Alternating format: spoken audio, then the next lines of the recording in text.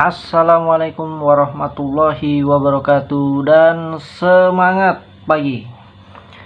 Kita kembali lagi bersama channel Mas Karebet. Saya Diki Purwandi. Pada sesi kali ini akan menjabarkan terkait dengan seri troubleshooting hydraulic low power pada eksavator 349D Caterpillar. Pasti sangat menarik sekali nih sahabat-sahabat sekalian, mohon disimak sampai habis ya.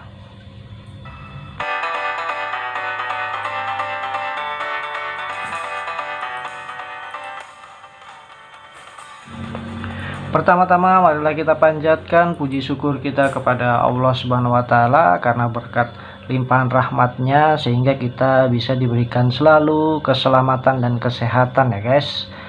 Masih di nuansa hari kemerdekaan bulan Agustus tahun 2021, saya mengucapkan selamat hari raya ulang tahun kemerdekaan Republik Indonesia yang ke-76 ya guys. Semoga Indonesia tetap jaya.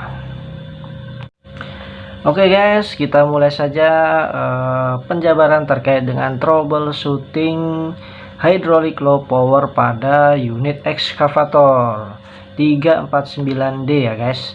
Nah, jadi sahabat-sahabat sekalian, untuk ekskavator 349D ini sebenarnya mirip-mirip sistemnya, khususnya sistem hidrolik itu dengan unit 320D, unit 325C, 336D.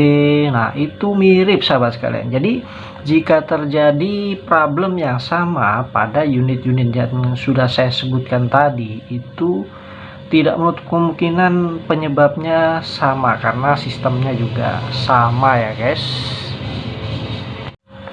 Dan pada ekskavator Caterpillar itu dibagi menjadi tiga guys, yaitu small excavator, kemudian medium excavator, dan big excavator. Nah, untuk small excavator itu sistem hidroliknya itu mirip guys. Kemudian medium excavator itu juga sejenis untuk sistem hidroliknya, dia menggunakan load sensing pressure. Dan kemudian yang ketiga adalah big excavator. Tentunya ekskavator ini memiliki sistem yang cukup berbeda sahabat sekalian, karena big excavator adalah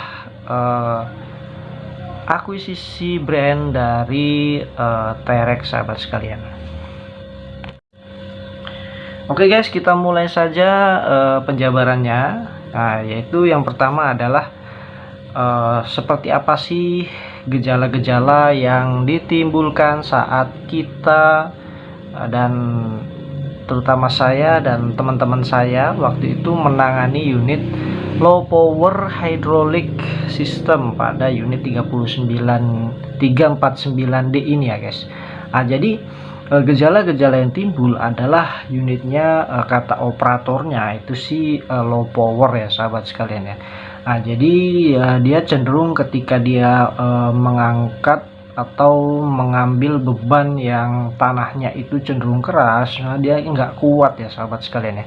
Jadi pada saat dia istilahnya apa ya, dia menggaruk tanah atau batu bara, yang mana batu baranya itu atau tanahnya itu masih berupa material yang besar guys, maka dia cukup kesulitan ya, dia tidak kuat gitu ya. Nah, jadi low powernya seperti itu ya guys. Nah, mari kita telusuri apa sih penyebabnya kira-kira kok hidroliknya ini low power ya sahabat-sahabat sekalian. Baik sahabat-sahabat sekalian, sebelum kita memulai analisa daripada penyebab hydraulic low power kita ini ya, problem kita ini, jadi kita harus membagi yang namanya problem low power ya sahabat-sahabat sekalian. Jadi problem low power hydraulic itu kita harus berhati-hati karena bisa jadi dia ada problem low power tertentu, tapi kita pengecekannya adalah komponen-komponen yang tidak berkaitan atau kaitannya tidak terlalu erat ya. Jadi itu cukup membuang-buang waktu ya guys. Nah, jadi dua low power pada ekskavator, khususnya ekskavator small ya, pada unit ekskavator, pada unit Caterpillar ya sahabat sekalian ya, itu dibagi menjadi dua. Yang pertama adalah low power. Low powernya ini dia tidak kuat ya sahabat sekalian ya, tidak kuat untuk menggaruk, tidak ada tidak ada tenaga gitu ya sahabat sekalian ya. Nah, ini terlepas dari engine ya sahabat sekalian. Engine-nya ini bagus sahabat sekalian, hanya dia hidroliknya memang nggak kuat ketika dilakukan, terutama untuk menggaruk material atau tanah atau batu bara yang keras sahabat sekalian. Nah, kemudian low power yang kedua adalah low powernya ini lambat ya sahabat sekalian. Jadi ketika dia menggaruk itu kuat, tapi ketika dia mengangkat beban material, tanah, batu bara dan lain-lain ya, atau lumpur, itu lambat sekali guys, lambat sekali ketika dia mengangkat material dan di swing atau dioper ke truk yang membawa materialnya ya. Nah, itu lambat. Jadi di sini ada dua. Yang pertama adalah dia tidak kuat, dan kemudian yang kedua adalah lambat. Nah, ini rekan-rekan operator biasanya menyebutnya pukul rata ya guys ya, namanya low power. Nah, kita sebagai teknisi atau sebagai mekanik itu harus jeli ya sahabat-sahabat sekalian. Kita harus bisa membagi atau memisahkan kira-kira problem yang kita tangani ini apakah low power nggak kuat atau low power lambat cycle time-nya ya. Nah, jadi seperti itu ya sahabat-sahabat sekalian. Baik sahabat-sahabat sekalian, sebelum kita melakukan analisa terhadap problem yang kita tangani ini, saya akan menjabarkan terlebih dahulu terkait dengan sistem kerja hidrolik pada ekskavator small ya sahabat sekalian ya, khususnya untuk brand Caterpillar. Nah, jadi sahabat-sahabat sekalian, seperti yang saya tampilkan pada gambar ya di layar ya. Nah, kita bisa lihat sistemnya adalah seperti yang sudah saya tampilkan ini sahabat-sahabat sekalian ya. Jadi di sana komponen utamanya itu ada beberapa ya sahabat sekalian. Yang pertama adalah yang paling kiri itu engine sebagai penggerak utama, kemudian dia menggerakkan drive pump ya. Drive pump itu yang warna merah, kemudian secara otomatis dia juga menggerakkan idler pump ya. Idler pump itu yang warna biru sahabat sekalian. Dan kemudian di dalam pompa itu juga terpasang pilot pump ya sahabat sekalian, yang warna oranye itu sahabat sekalian. Nah, kemudian di sana juga ada control valve group ya, atau main control valve, dan di dalam control valve itu ada main relay valve ya sahabat sekalian ya. Nah, kemudian sahabat-sahabat sekalian di sana juga ada pump control atau yang biasa disebut juga dengan servo ya sahabat sekalian ya. Pump control ini dia satu grup, tapi di gambar ini saya gambarkan dengan dua aktuator ya, yang mana dua aktuator ini dia akan mengabsorb daripada signal ya. Jadi signal yang mempengaruhi flow atau aliran daripada hydraulic system ekskavator ini ada tiga sahabat sekalian. Nah, perlu dicatat sahabat-sahabat sekalian. Yang pertama adalah yang paling mempengaruhi yaitu negative flow sahabat sekalian. Nah, negative flow ini dia datangnya dari control valve ya sahabat sekalian ya, baik itu control valve kiri dan kanan. Kemudian signal yang kedua adalah power shift sahabat sekalian ya. Power shift ini dia datangnya adalah dari beberapa input, terutama dia input yang berkaitan dengan performa engine ya sahabat sekalian ya. Dia adalah akumulasi yang mana dia akan dikalkulasi oleh controller mesin controller atau controller chassisnya ekskavator ini, dan kemudian dia diaktuasi oleh solenoid pada komponen pressure reducing valve itu sahabat sekalian yang ada di gambar itu ya. Nah, di sana akan diolah pilot pump, dan setelah diolah di pressure reducing valve, dia akan menjadi signal power shift ya sahabat-sahabat sekalian ya. Nah, dan kemudian signal yang ketiga adalah signal cross sensing ya sahabat sekalian. Cross sensing ini adalah penyeimbang antara dua pompa sahabat sekalian, antara pompa drive pump dan idler pump itu harus seimbang, makanya dia harus diseimbangkan oleh cross sensing signal ini. Baik sahabat-sahabat sekalian, nah bisa kita lihat di layar ya. Jadi cara kerjanya adalah kita bisa melihat switch plate ya sahabat sekalian. Switch plate itu adalah garis yang memotong pompa itu sahabat sekalian ya. Nah, jadi switch plate ini adalah yang mana dia komponen yang membentuk sudut pompa, karena tipe daripada pompa kita ini adalah tipe pompa piston variabel ya, atau variabel piston pump sahabat sekalian. Maka dia bisa diatur oleh yang namanya pump control atau servo itu tadi ya sahabat sekalian ya. Nah, switch plate itu coba kita lihat di gambar. Nah, dia itu dikontrol oleh aktuator, dua aktuator yang mana tadi sudah saya jelaskan ya. Ada 3 signal utama yang mempengaruhi flow daripada pompa kita ini ya sahabat sekalian. Nah, jadi pompa kita ini sahabat sekalian itu akan maksimal alirannya ketika switch plate-nya itu akan membentuk sudut maksimal sahabat sekalian, atau sudut maksimum ya.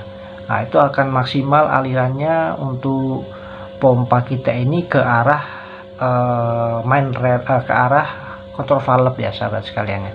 Nah, nanti di kontrol valve itu akan diolah sahabat sekalian. Nah, kita akan fokus di antara area pompa dan area kontrol valve sahabat sekalian. Nah, jadi sahabat-sahabat sekalian, sistem inilah yang membedakan dari small excavator dan medium excavator ya sahabat sekalian ya. Jadi kalau yang small excavator itu yang negative flow-nya itu nggak ada sahabat sekalian. Mohon maaf. Kalau small excavator itu menggunakan negative flow ya.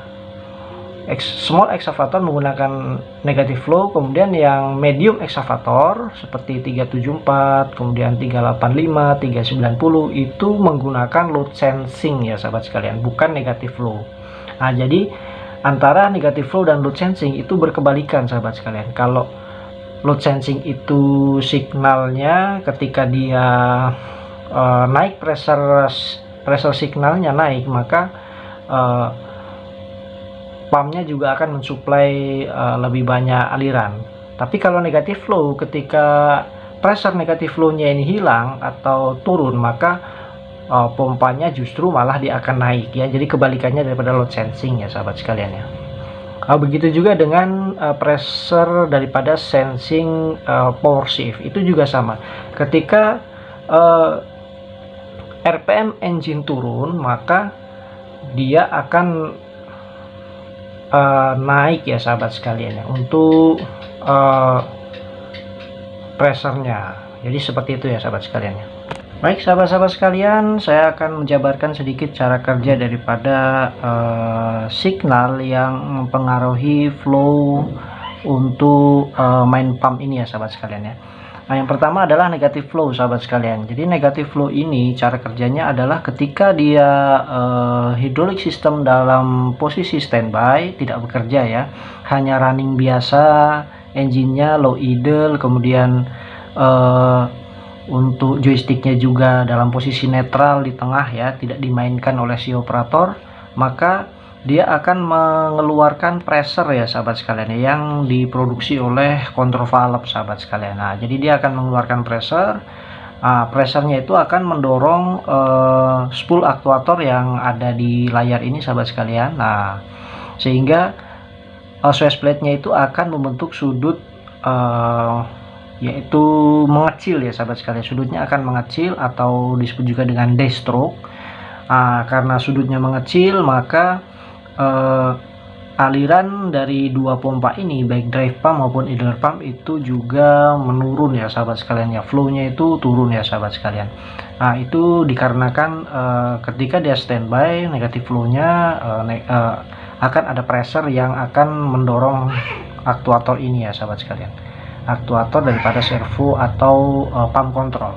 Nah, kemudian ketika joystick dimainkan, maka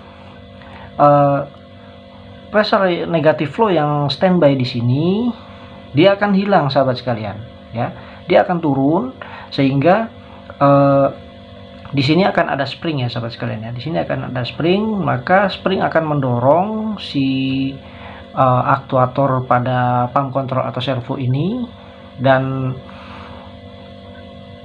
switch plate-nya juga akan naik untuk sudutnya ya sahabat sekalian. Jadi sudutnya akan membesar, dan itu disebut juga dengan upstroke. Nah, ketika sudutnya membesar, maka dia akan menambah aliran daripada pompa main kita ini sahabat sekalian ya. Main pumpnya akan bertambah alirannya. Nah, jadi secara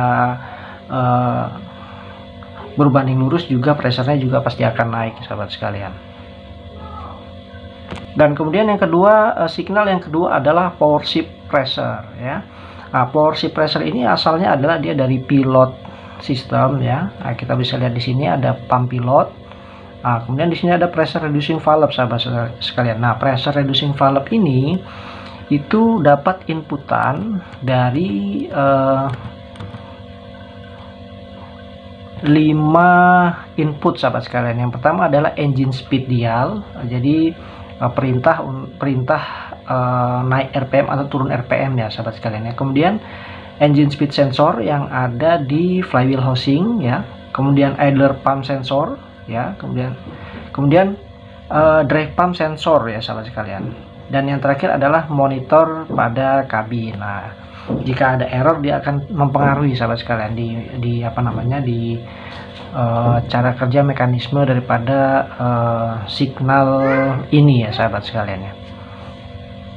Nah sahabat sekalian, nah ini juga cara kerjanya mirip dengan negative flow. Jadi ketika contoh kita ambil satu inputan, yaitu sensor speed pada engine di flywheel itu ya sahabat sekalian ya. Ketika engine speednya itu di bawah atau turun, maka power shift pressure itu akan naik sahabat sekalian ya. Jadi dia dikontrol oleh solenoid yang ada di pressure reducing valve ini, dia akan naik.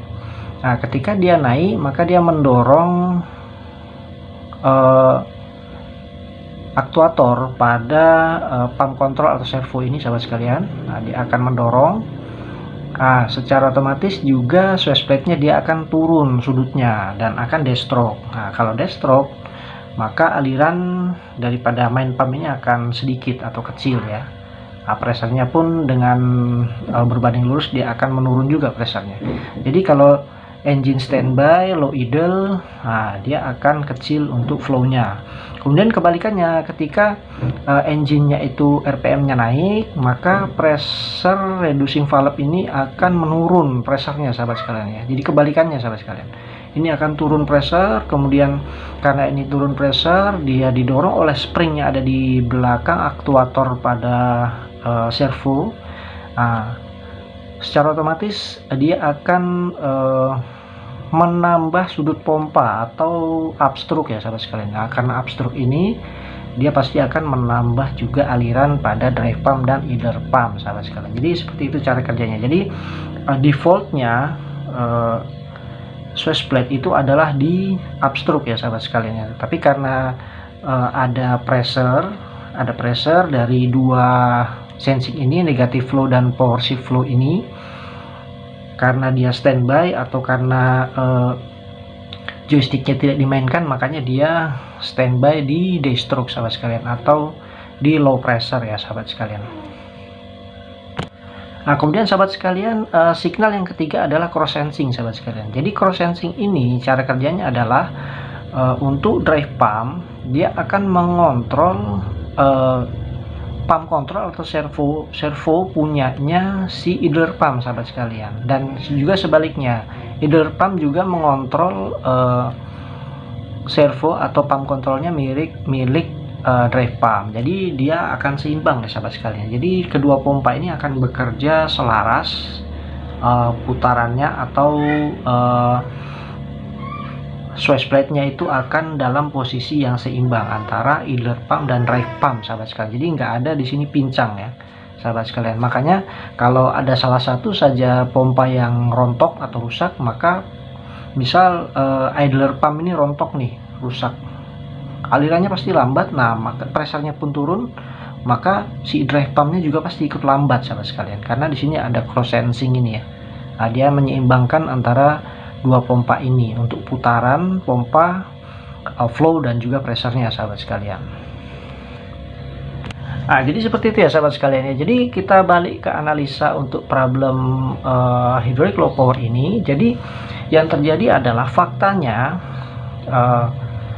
unitnya low power tidak kuat untuk menggaruk ya, sahabat sekalian ya. Bucketnya tidak kuat untuk menggaruk. Nah, bukan lambat ya, sahabat sekalian ya. Jadi kita bisa pisahkan antara dua tipe low power, apakah dia tidak kuat atau dia lambat, itu dengan cara mengukur cycle time daripada tiga implement ya, sahabat sekalian ya. Yaitu yang pertama adalah boom, kemudian stick, dan bucket ya.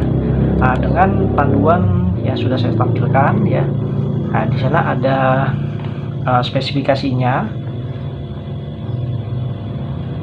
Nah, jadi seperti itu ya, sahabat sekalian ya. Nah, itu dalam hitungan second ya, sahabat sekalian ya, untuk cycle time daripada boom, stick, dan bucket. Dan dia dua posisi ya, extend dan retract. Kalau extend itu berarti memanjang silindernya, kalau retract berarti memendek ya, sahabat sekalian ya. Nah, seperti yang sudah saya tampilkan, bisa dipraktikkan, sahabat sekalian. Baik, sahabat-sahabat sekalian, jika hasil daripada pengukuran cycle time itu bagus, maka bisa dipastikan penyebabnya adalah maksud saya bisa dipastikan tipe low powernya adalah low power tidak kuat, sahabat sekalian, atau low pressure ya. Nah, jadi kita bisa pisahkan seperti ini, sahabat. Kalau dia tidak kuat berarti dia adalah low pressure, tapi kalau dia lambat, low power lambat, maka low flow atau low aliran ya, sahabat sekalian ya. Nah, kita pisahkan. Nah, ketika low pressure, maka kita sebaiknya kita fokus dulu ke komponen yang menyebabkan pressure turun, sahabat sekalian. Nah, salah satu komponen yang menyebabkan pressure turun ya, itu adalah valve-valve. Nah, terutama yang harus kita curigai terlebih dahulu adalah main rally valve, sahabat sekalian. Oke, kita adjust saja main rally valve-nya dengan bersamaan dengan kita ukur yang namanya stall hydraulic ya, sahabat sekalian ya. Pressure stall hydraulic kita ukur juga. Spesifikasinya adalah dia di angka 5010, sahabat sekalian ya. 5010 PSI. Nah, pada saat itu yang kita temui adalah pressure-nya memang cukup rendah ya, sahabat sekalian ya. Jadi sekitar 4700-an saja, 4700 PSI saja. Makanya pada saat itu saya dan kawan berinisiatif untuk melakukan adjustment di main rally valve kita ini ya. Dikendorkan nutnya, kemudian kita kencangkan perlahan, kita putar sekitar 30 derajat searah jarum jam ya, kita kencangin, kemudian kita tes, sahabat sekalian. Dan hasilnya adalah pressure daripada stall hydraulic di unit kita ini naik, sahabat sekalian, mencapai 4800 PSI. Kemudian kita lakukan lagi, kita tambah lagi sampai hasilnya mencapai 5100 ya, sahabat sekalian ya. Dan setelah kita adjust main rally valve, hasilnya alhamdulillah unitnya kita ground test sudah tidak low power lagi. Jadi problemnya solve dikarenakan settingan daripada main rally valve, sahabat sekalian ya. Baik sahabat-sahabat sekalian, kemungkinan penyebabnya adalah dikarenakan sistem komponen pada unit kita ini melemah ya sahabat sekalian. Entah ada spool yang sudah mulai aus, pompa kita yang sudah mulai berkurang efisiensinya ya, silinder kita juga ada, kemudian ada orifice yang sudah melebar. Nah itu bisa menyebabkan low pressure pada sistem hidrolik. Maka dari itu di sana disiapkan yang namanya main relief valve sahabat sekalian. Nah itu fungsinya main relief valve untuk mengkompensasi keausan-keausan pada komponen hydraulic system pada 320D atau 349D atau small excavator line untuk Caterpillar. Nah itu fungsinya untuk mengkompensasi keausan dikarenakan umur pada sistem hidrolik di komponen-komponennya itu ya sahabat sekalian ya. Baik sahabat-sahabat sekalian, ternyata troubleshooting kita kali ini adalah penyebabnya yaitu berkurangnya main pressure, kemudian kita setting main relief valve ya, kita tambah settingannya, kita kencangkan, dan hasilnya adalah pressure-nya kita kembali dapat sesuai spesifikasi yaitu 5100 ya sahabat sekalian ya. Kemudian kita operasikan, kita serahkan kembali ke produksi dan sudah tidak ada keluhan lagi ya sahabat sekalian. Demikian yang bisa saya sampaikan, semoga bisa bermanfaat ya sahabat sekalian.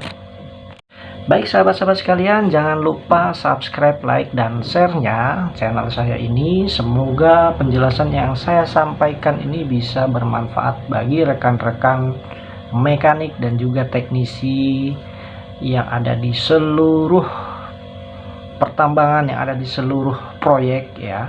Semoga bisa bermanfaat. Kurang lebihnya mohon maaf. Saya akhiri. Wassalamualaikum warahmatullahi wabarakatuh. Salam kuku ireng.